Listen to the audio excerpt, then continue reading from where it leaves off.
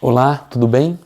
O ano era 2006 e eu estava participando de um acampamento de jovens. Lembro que em uma das noites surgiu um pregador com roupas que chamavam muita atenção.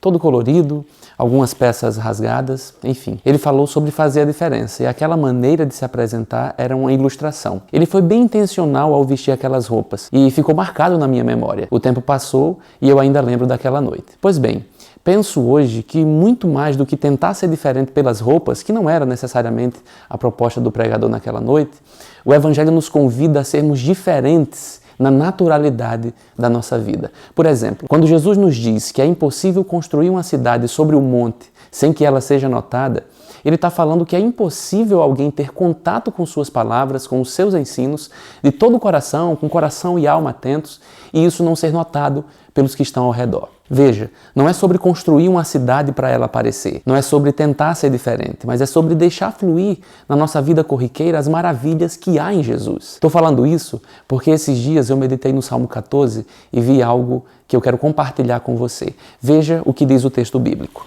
Os tolos dizem em seu coração, não há Deus. São corruptos e praticam o mal.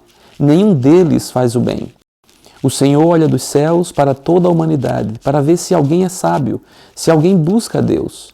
Todos, porém, se desviaram, todos se corromperam, ninguém faz o bem, nenhum sequer. Veja, o tolo diz em seu coração, ele não esbraveja necessariamente. O tolo é aquele que vive uma vida sem Deus. É possível, então, ser ateu não com palavras, mas com atitudes, ou seja, é possível até mesmo esbravejar que ama Deus, mas no coração ser um ateu. O texto continua dizendo que esse tipo de atitude tem tomado toda a terra, a ponto do leitor achar que não há mais um pingo de bondade aqui no mundo. Daí, o salmista continua. Acompanhe comigo. Acaso os que praticam o mal jamais aprenderão?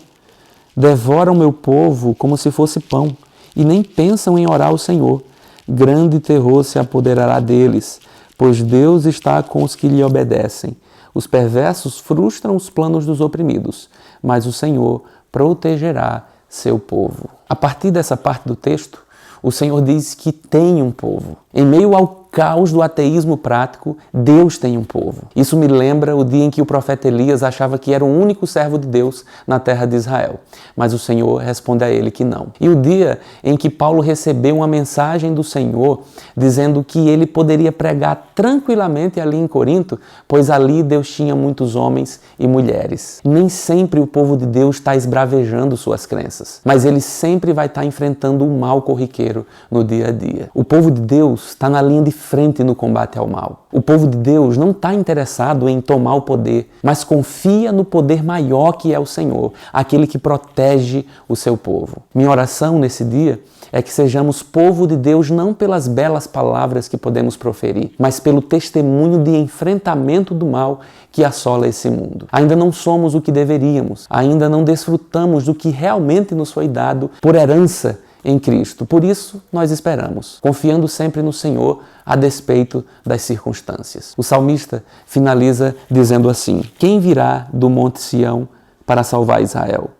Quando o Senhor restaurar seu povo, Jacó dará gritos de alegria e Israel exultará. Está chegando a hora final, quando a luta da santificação redundará em glória eterna. Os que foram chamados, justificados, serão enfim glorificados. Que o Senhor, aquele que começou a boa obra em nós, conclua com êxito, como cremos. Até a próxima.